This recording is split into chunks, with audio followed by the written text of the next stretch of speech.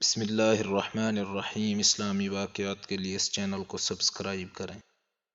مدینہ منورہ میں نجار کے چند وفود آئے۔ ہر طرف ہنگامہ اور شور برپا ہونے لگا۔ حضرت عمر رضی اللہ عنہ نے حضرت عبد الرحمن بن عوف رضی اللہ عنہ سے فرمایا کہ او چلو، ہم اس رات چوری وغیرہ سے لوگوں کو بچانے کے لیے پہرہ داری کریں۔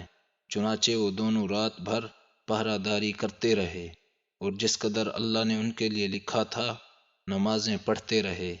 اسی دوران حضرت عمر بن الخطاب رضی اللہ عنہ نے کسی بچے کے رونے کی آواز سنی تو آواز کی طرف متوجہ ہوئے اور جا کر اس کی ماں سے کہا، جو اس کو چپ کرانے کی کوشش کر رہی تھی، خدا کا خوف کرو، اپنے بچے کا خیال کرو۔ یہ کہہ کر اپنی جگہ واپس تشریف لے آئے۔ پھر تھوڑی دیر کے بعد بچے کے رونے کی آواز آئی تو دوبارہ اس کی ماں کے پاس گئے اور اسی طرح اس کو سمجھا کر واپس آ گئے۔ رات کے آخری حصہ میں اس بچے کے رونے کی پھر آواز آئی تو حضرت عمر رضی اللہ عنہ اس بچہ کی ماں کے پاس آئے اور سختی سے کہا کہ تیرا ناس ہو، لگتا ہے تم بری ماں ہو۔ کیا بات ہے کہ تمہارا یہ بچہ ساری رات بے چین رہا؟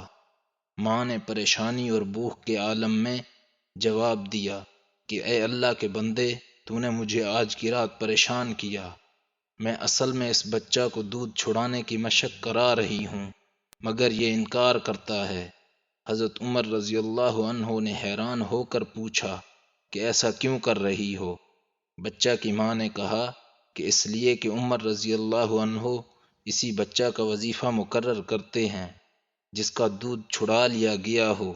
یہ سن کر حضرت عمر رضی اللہ عنہ خوف سے تھرانے لگے اور اس سے پوچھا کہ اس بچہ کی کتنی عمر ہے؟ اس کی ماں نے بتایا کہ اتنے مہینے ہے۔